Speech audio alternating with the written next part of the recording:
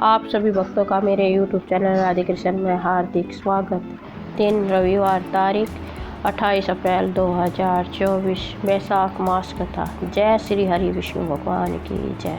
अम्बरीश ने कहा, वैशाख को अन्य सभी महीनों और विशेष पवित्र अनुष्ठानों, तपस्या, दान और अन्य सभी प्रकार के पवित्र अनुष्ठानों से श्रेष्ठ क्यों जानना चाहिए। नारद ने उत्तर दिया, हे परम बुद्धिमान, मैं तुम्हें बताता हूँ। एक चित्त होकर ध्यानपूर्वक सुनो। कल्प के अंत में महान भगवान देवों के भगवान शेष सर्प की शैया पर शयन करते हैं। वह अपने पेट के अंदर विषयों के सभी समूहों को लेकर प्रलय के विशाल समुद्र में लेटा हुआ है। उनकी योगी माया और श्रेष्ठ शक्तियों के कारण सभी विभिन्न श्रेणियों विविध वस्तुएं एक समूह में एकीकृत हो जाती हैं। निद्रा के अंत में वह तृतीया द्वारा जागृत होता है। दया के भंडार भगवान ने अपने पेट में प्राणियों के सभी समूह और प्रजातियों की रक्षा की। वह प्राणियों को अपने अपने कर्मों का फल भोगने में सक्षम बनाने के लिए सर्जन करने के लिए प्रवृत्त हुए। उनकी नाभि से समस्त लोकों का आधार एक स्वर्ण कमल उत्पन्न हुआ। उन्होंने ब्रह्मा विराट का पुत्र को बनाया, जिन्हें पुरुष कहा जाता है। उसमें भगवान ने 14 लोकों की रचना की। उन्होंने विभिन्न गतिविधियों और मानसिक प्रवृत्तियों वाले जीवित प्राणियों के विभिन्न समूह बनाए। उन्होंने 3 गुण, प्रगति, सीमाएं और अधिपति बनाए। उन्होंने विभिन्न जातियों और जीवन के चरणों में कर्तव्यों में भेद किया। उन्होंने धर्म को परिभाषित किया। उन्होंने ऋषियों को धर्म का संरक्षक बनाया। महान भगवान ने उन्हें अपनी आज्ञा के अनुसार 4 वेदों, तंत्र ग्रंथों, स्मृतियों, पुराणों और इतिहासों के अनुसार धर्म के प्रचार और संरक्षण में सक्रिय कार्यकर्ता बनाया। उनके द्वारा प्रतिपादित कर्तव्य जाति भेद और जीवन की अवस्थाओं पर आधारित है। सभी लोग अपने अनुकूल और विष्णु को प्रसन्न करने वाले धर्मों में विश्वास रखते थे। जीवन के चरणों के समुचित कार्य को सुनिश्चित करने के लिए अपरिवर्तनीय भगवान हृदय में ही स्थित है। फिर भी वह स्वयं को बाहर प्रकट करता है ताकि लोगों को परख सके और डरा सके। ऐसा न हो कि वह अपने कर्तव्यों का पालन करना बंद कर दे। बुद्धिमान भगवान ने इस प्रकार सोचा, वह कौन सा समय हो सकता है जब लोग सभी उत्कृष्ट धर्मों को पूरी तरह से निष्पादित करेंगे। वर्षा ऋतु मेरे द्वारा बनाई गई है। सब लोग तरस और असहाय होते हैं। कीचड़ आदि से बाधित होकर वह उत्तम धर्मों का पालन करने में असमर्थ होते हैं। उनको देखकर मेरे मन में क्रोध ही उत्पन्न हो जाएगा। मैं उनसे प्रसन्न नहीं होऊंगा। जिन लोगों में मैं देखता हूँ कि वे परेशान हैं, असहाय हैं, न हो जाए, इसलिए मुझे उन्हें नहीं देखना चाहिए। शरद ऋतु में भी कृषि कार्यों के कारण आवश्यकताओं की पूर्ति नहीं हो पाती। कुछ को पके फलों से उत्सुकता का लगाव होता है, कोई भारी बारिश से परेशान तो कोई ठंड से। उन्हें देखकर मैं वास्तव में क्रोधित हो सकता हूँ। जब मुझे अच्छे गुणों की कमी नज़र आती है तो इससे मुझे कोई संतुष्टि नहीं मिलती। जब सर्दी का मौसम जल्दी शुरू हो जाता है तो लोग सुबह जल्दी उठना नहीं चाहते। मुझे यह देखकर गुस्सा आता है कि लोग सूरज निकलने पर भी नहीं उठते। उसी प्रकार सर्दी के अंतिम दिनों में सुबह के समय लोग परेशान रहते हैं, इसलिए वह सावधानी से पके फल खाने में भी सक्षम नहीं होते। इसके अलावा वह ठंड से पीड़ित हैं और वह सुबह जल्दी स्नान करने के बारे में भी चिंतित है। उनकी ओर से कर्तव्यों में चूक होगी, इसकी भरपाई किसी भी तरह से नहीं हो सकती। यह श्रवण का समय नहीं है। इस प्रकार भगवान मन ही मन व्याकुल हो गए। वह बसंत ऋतु को सभी विपत्तियों को दूर करने वाली ऋतु मानते थे। पवित्र स्नान, दान, यज्ञ, पवित्र संस्कार, सुख भोग, विभिन्न प्रकार के पवित्र अनुष्ठानों और व्रतों का करने के लिए यह ऋतु अनुकूल है। निश्चित रूप से कुछ वस्तुएं बिना अधिक तनाव के जीवित प्राणियों के लिए सुलभ होगी। जो भी वस्तु उन देहधारी प्राणियों को संतुष्ट करेगी जिनके लिए विष्णु आधार है, वह वस्तु उनके लिए सद्गुण और पवित्रता प्राप्त करने का साधन है, क्योंकि वह भक्ति से संपन्न है। बसंत ऋतु में सभी वस्तुएं प्राणियों को सुख देने वाली होती हैं। वह वस्तुएं धर्मार्थ उपहार के रूप में वितरित करने योग्य है, पवित्र संस्कारों के योग्य है और हर तरह से आनंद लेने योग्य है। इसमें कोई संदेह नहीं है कि दरिद्र, लंगड़े तथा अन्य अंगों से विकलांग तथा सज्जन लोग जल आदि पदार्थ आसानी से प्राप्त कर सकते हैं। मेरे भक्त प्रकाशित, जिनके मैं प्रिय हूँ, पत्तों, फूलों, फलों, सब्जियों और अन्य वस्तुओं से, मन भावन शब्दों से, फूल मालाओं से, पान के पत्तों से, चंदन लेप से धोकर अपने कल्याण के लिए पवित्र अनुष्ठान करें। चरण और समान संस्कार और विनम्रता आदि के साथ, जिससे मैं उन्हें वरदान देने वाला बन जाता हूँ। इस प्रकार सोचकर और राम से कहकर भगवान विष्णु राम के साथ चल पड़े। वह जंगलों और पूर्ण विकसित फूलों का सर्वेक्षण करता रहा। उन्होंने ऐसी जगह देखी जहाँ प्रसन्न और सुपोषित लोग रहते थे और मदमस्त मधुमक्खियाँ और पक्षी उनका सहारा लेते थे। उन्होंने वनों और ग्रामवासियों के समृद्ध आश्रमों के सुंदर प्रांगण देखे। उन्होंने उद्यान और विशाल भूमि देखी। उन्होंने राम को यह सब बताया। विष्णु की स्तुति सिद्धों, चारणों, गंधर्वों, किन्नरों, नागों और राक्षसों के साथ साथ देवता और प्रमुख ऋषियों द्वारा की गई थी। इस प्रकार उन्होंने उन गृहस्थों के घरों का दौरा किया जो जातियों और जीवन के चरणों की प्रणाली का पालन करते थे। मीना के महीने से शुरू होकर करट के महीने तक वह राम और सूरज के साथ वहाँ रहे। उन्होंने प्रदर्शन की गई या छोड़ी गई सेवाओं और पेशकशों के आधार पर लोगों का परीक्षण किया। वह सद्गुणों से संपन्न व्यक्तियों को उनकी सभी प्रिय वस्तु दे देता था। वह घमंडी नशे में धूत लोगों को बर्दाश्त नहीं करता। वह उन्हें उनकी आयु, धन आदि से वंचित कर देता है। बैसाख महीने में वे परमात्मा की पूजा करते हैं। अच्छे लोगों के मामले में वे जो अन्यथा सितर रहते हैं। यदि अन्य महीनों में संस्कारों की चूक हो जाती है तो भगवान इसे सहन नहीं करते। यदि दूर दराज के जिलों के लोग जाते हैं और अपनी भूमि पर जाने वाले राजा की सेवा करते हैं, उसे उपहार देते हैं और विनम्र प्रणाम करते हैं, तो राजा उनके करों और श्रद्धांजलि के भुगतान में कमियों और को नज़रअंदाज कर देता है। वह इसे पूरा चुका हुआ मानता है। इसके अलावा वह उनसे प्रसन्न हो जाता है और निश्चित रूप से उन्हें कुछ और भी दे देते हैं। यदि वह उसका आदर और आराधना नहीं करते तो वह उन्हें दंड भी देता है। उसी प्रकार विष्णु बसंत ऋतु के आगमन के दौरान बैसाख के महीने में अपने लोगों के साथ व्यवहार करते हैं। जो लोग उनकी पूजा करते हैं उन्हें वह सभी प्रिय वस्तु प्रदान करते हैं। जो मनुष्य पूजा आदि नहीं करते उन्हें वह उनके धन आदि से वंचित कर देते हैं। यह वह समय है जब देवों के भगवान सारंगी विष्णु धर्म के रक्षक भक्तों की परीक्षा लेते हैं, अतः वह सभी महीनों में सबसे उत्तम है। जय श्री हरि विष्णु भगवान की जय। बैसाख मास अध्याय 6। नारद ने कहा, हे राजा, जो व्यक्ति बैसाख महीने में अत्यधिक प्यासे और लंबी यात्रा से थके हुए लोगों को पानी नहीं पिलाता वह पशु के रूप में जन्म लेगा। इस संबंध में वह निर्मित पुरानी कहानी और एक ब्राह्मण और एक घरेलू छिपकली के बीच एक बहुत ही अद्भुत संवाद का हवाला देते हैं। पूर्व में इच्छुक के परिवार में हेमांग नाम का एक राजा था। वह ब्राह्मणों का हितैषी था। वह अत्यंत ज्ञानी था। उन्होंने शत्रुओं पर विजय प्राप्त कर ली थी और सभी इंद्रियों को अपने वश में कर लिया था।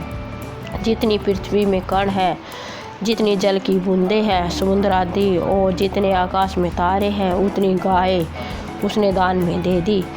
सारी पृथ्वी प्रचुर मात्रा में कुछ घास में शोभामान हो गई, क्योंकि उनके यज्ञ समाप्त होने के बाद उन्होंने उन्हें इधर उधर बखेर दिया था। उन्होंने कई ब्राह्मणों को गाय, भूमि, तिल के बीज, सोना और अन्य वस्तुओं के दान से संतुष्ट किया था। वह सर्वविदित है कि कोई भी धर्मार्थ उपहार उनके द्वारा नहीं दिया गया था। बेशक पानी ही एकमात्र ऐसी चीज़ थी जो उसने नहीं दी थी, हे राजा, क्योंकि उसने सोचा कि यह आसानी से उपलब्ध है। उन्हें ब्रह्मा के नेक पुत्र वशिष्ठ ने सलाह दी थी, फिर भी उन्होंने तर्क दिया, एक दाता क्या फल प्राप्त कर सकता है?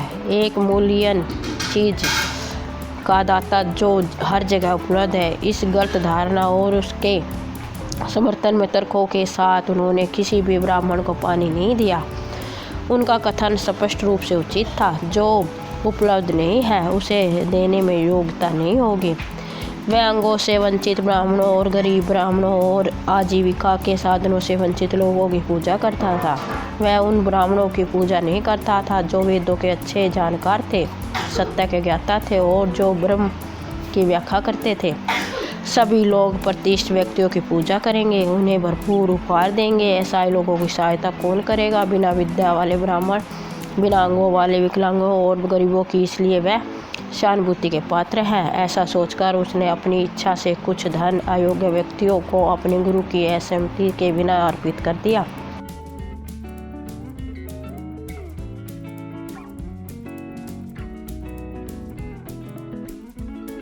इस महापाप के कारण राजा 3 जन्मों में चातक पक्षियों, 1 जन्म में गिद्ध और 7 जन्मों में कुत्ता बन गया। बाद में उनका जन्म मिथिला के ऋतुकीर्ति नामक राजा के घर में छिपकली के रूप में हुआ। हे राजा, वह कीड़ों को खाकर अपना गुजारा करता था। वह दृष्टि बुद्धि 87 वर्ष तक भीतरी मकान की छत पर इसी प्रकार पड़ा रहा। एक बार वेदों में प्रांगण शत्रुदेव नामक एक उत्कृष्ट ऋषि दोपहर के समय विदेह के राजा के निवास पर आए। उसे देखकर राजा अत्यंत प्रसन्न हुए। वह तुरंत उठे और मधु परख तथा स्वागत सत्कार में दी गई अन्य वस्तुओं से उनका आदर सत्कार किया। जिस जल से उसने अपना भोजन धोया, उस जल को उसने अपने सिर पर छिड़का। सौभाग्यवश घरेलू छिपकली पर भी कुछ बूंदें छिड़क दी गई। छिपकली को तुरंत पिछले जन्म की याद आ जाती है। पूर्व कर्मों को याद करके वह अत्यंत दुखी हो गया। उसने इस ब्राह्मण से जो उस निवास पर आया था चिल्लाकर प्रार्थना की, मुझे बचाओ, मुझे बचाओ। निचले स्तर के प्राणी की आवाज़ सुनकर ब्राह्मण आश्चर्यचकित हो गया। उसने पूछा, हे छिपकली, तुम कहाँ से हो? रो रही हो? किस कर्म ने तुम्हें इस स्थिति में पहुँचाया? क्या आप देवता है, सामान्य मनुष्य है, राजा है या ब्राह्मण है? मुझे बताओ कि तुम कौन हो? हे परम धन्य, आज मैं तुम्हें छुड़ा लूँगा। इस प्रकार पूछे जाने पर राजा ने महान बुद्धि वाले शत्रुदेव से कहा, मैं इक्ष्वाकु वंश में पैदा हुआ हूँ। मैं वेदों धर्म ग्रंथों का विशेषज्ञ था। जितनी पृथ्वी में कण है, जितनी जल की बूंदें हैं समुद्र आदि में अथवा आकाश में जितने तारे हैं, मैंने उतनी ही गाय दान में दी है। सभी यज्ञ मेरे द्वारा संपन्न किए गए। मैंने सार्वजनिक उपयोगिता के कार्य के लिए झीलें, कुएं खुदवाना आदि धर्मार्थ उपहार दिए गए और वैशाख महीने के लिए निर्धारित अनुष्ठान किए गए। फिर भी मैं उच्च पद के बदले पुरस्कार पाने के लिए कष्ट उठाने के लिए इस दयनीय स्थिति में पड़ गया। 3 बार मेरा जन्म चातक पक्षी के रूप में और 1 बार गिद्ध के रूप में हुआ। हे ब्राह्मण, इससे पहले मैं 7 बार कुत्ते के रूप में जन्म ले चुका था। आपके चरण धोने के बाद जैसे ही इस राजा ने जल अपने ऊपर छिड़का तो संयोगवश कुछ बूंदें मुझ पर गिर गए, जिससे मुझे पिछले जन्मों की याद आ गई। मेरे सारे पाप नष्ट हो गए। मुझे अभी घरेलू छिपकली के रूप में 28 जन्म लेने हैं। ऐसा प्रतीत होता है कि उन्हें भाग्य द्वारा नियुक्त किया गया है। मैं इसी बात से बेहद डरता हूँ। मुझे इसका कोई कारण नज़र नहीं आता। मुझे पूरी तरह समझाइए। ऐसा कहकर वह उस ऋषि ने अपनी पूर्ण ज्ञान दृष्टि से सब कुछ देखा और कहा, हे राजन सुनो, मैं तुम्हें निम्न योनियों में जन्म लेने का कारण बताऊंगा। आपके द्वारा वैशाख मास में जो भगवान विष्णु को प्रिय है जल नहीं अर्पित किया, चूँकि पानी आसानी से उपलब्ध है। आपने निर्णय लिया कि यह बेकार है। अपनी अज्ञानता के कारण ग्रीष्म ऋतु में भी तुम्हारे द्वारा पथिकों तथा ब्राह्मणों को जल नहीं दिया जाता था। इसके अलावा आपने योग्य लोगों की अपेक्षा करके अयोग्य व्यक्तियों को धर्मार्थ उपहार दिए, लोगों की अपेक्षा करके अयोग्य व्यक्तियों को धर्मार्थ उपहार दिए। धककती आग को छोड़कर रात पर कभी भी आहुति नहीं दी जाती। एक पेड़ के अलग अलग रंग हो सकते हैं, इसमें मीठी सुगंध आदि हो सकते हैं, लेकिन यदि वह कांटों से भरा हुआ हो तो कोई भी इसे पसंद नहीं करता। उत्कृष्ट वृक्षों में अश्वत्थ को सहारा लेने योग्य वृक्ष दर्जा प्राप्त है। क्या तुलसी के पौधे को अलग रखकर अंडे के पौधे की पूजा की जाती है? बेबसी पूजा का कोई मापदंड नहीं है। लंगड़े और विकलांग जैसे असहाय व्यक्ति केवल दया के पात्र हैं। जो लोग तपस्या का कठोरता से पालन करते हैं, जिनके पास पूर्ण ज्ञान है, जो वेदों शास्त्रों के विशेषज्ञ हैं, वे विष्णु अवतार के समान है। सदैव उन्हीं की पूजा की जानी चाहिए, दूसरों की आज्ञा की कभी नहीं। वहाँ भी जो ब्राह्मण पूर्ण ज्ञान से संपन्न है, वे हमेशा विष्णु के सबसे पसंदीदा होते हैं। हे राजन, विष्णु भी पूर्ण ज्ञान वाले व्यक्ति द्वारा सदैव प्रिय होते हैं, अतः ज्ञानी व्यक्ति ही पूजनीय है। उनको सबसे बड़े पूज्य के रूप में माना गया है। उत्कृष्ट आचरण वाले व्यक्तियों का तिरस्कार करने से यहाँ और उसके बाद भी दुख होता है। महापुरुषों की सेवा ही जीवन के लक्ष्यों की प्राप्ति का कारण बनती है। भले ही करोड़ों अंधे लोग एक साथ मिल जाए, वह चीज़ जो का वो वैसे नहीं देख पाएंगे जैसे वास्तव में मौजूद है। इसी प्रकार 10,000 मंदबुद्धि व्यक्तियों का संग भी किसी प्रकार फलदायी नहीं हो सकता। तीर्थ केवल जल नहीं, देवता मात्र मिट्टी या पत्थर नहीं। जहाँ तक अच्छे लोगों की बात है, वे केवल दर्शन मात्र से पवित्र होते हैं, लेकिन बहुत समय बीत जाने के बाद ही जो लोग उनके द्वारा अच्छी तरह से परिष्कृत होते हैं, वह सत्पुरुषों की सेवा के कारण व्यवस्थित होते हैं। जैसे कि अमृत से पौष्टिक व्यक्ति जन्म मृत्यु बुढ़ापे आदि से पीड़ित नहीं होते हैं। हे इच्छुक वंश के वंशज, तुम्हारे द्वारा जल नहीं दिया गया, न ही अच्छे लोगों की सेवा की गई, इसलिए तुम्हें यह दुर्भाग्य नीच योनि में जन्म प्राप्त हुआ है। बुराइयों के दबाने और शांति प्राप्त करने के उद्देश्य से मैं तुम्हें बैसाख में मेरे द्वारा किए गए पवित्र अनुष्ठानों के माध्यम से अर्जित सभी पुण्य दूंगा, जिससे तुम्हें अतीत, वर्तमान और भविष्य के सभी बुरे फलों से छुटकारा मिल जाएगा। यह कहकर समारोह पूर्वक जल पीकर उसने उत्तम पुण्य का दान कर दिया। जब एक दिन में किए गए पवित्र स्नान का पुण्य ब्राह्मण द्वारा दान कर दिया गया तो उस राजा के सभी पाप नष्ट हो गए। उसने घरेलू चपकली के शरीर को त्याग दिया। उनके पाप दिव्य मालाएं, वस्त्र और भूषण थे। जब सभी जीवित प्राणी देख रहे थे, तब भी वह मिनिला के राजा की हवेली के भीतर श्रद्धा से हाथ जोड़कर खड़ा था। उसने उनकी परिक्रमा की और उन्हें प्रणाम किया। उनकी अनुमति पाकर राजा एक दिव्य हवाई रथ पर चढ़ गए। अमर लोगों के द्वारा सुस्तुति किए जाने पर वह स्वर्ग चला गया। वहाँ उसने 10,000 वर्ष तक बिना किसी प्रसाद के महान सुख भोगे। महान भगवान को ने स्वयं युवा सुख वंश में काकुस्तस के रूप में पुनर्जन्म लिया था। वह महान भगवान विष्णु के अंश थे। वह देवेंद्र का दोस्त था। उन्होंने 7 महाद्वीपों वाली संपूर्ण पृथ्वी की रक्षा की। वह ब्राह्मणों के संरक्षक था और अच्छे लोगों द्वारा उनका सम्मान किया करता था। वशिष्ठ के प्रबुद्ध होकर उन्होंने बैसाख के लिए निर्धारित सभी अच्छे संस्कार किए, जिससे उन्हें सभी अशुभताओं और बुराइयों से छुटकारा मिल गया। दिव्य ज्ञान प्राप्त करने के बाद उन्होंने विष्णु के साथ सायुज्य के रूप में मोक्ष प्राप्त किया। इसलिए बैसाख शुभ है। यदि अनुष्ठान सभी मनुष्यों द्वारा किया जाता है तो वह बैसाख दीर्घ आयु, प्रसिद्ध और समृद्धि प्रदान करता है। वह बड़े बड़े पापों को नाश करने वाला है। जीवन के सभी लक्ष्य की प्राप्ति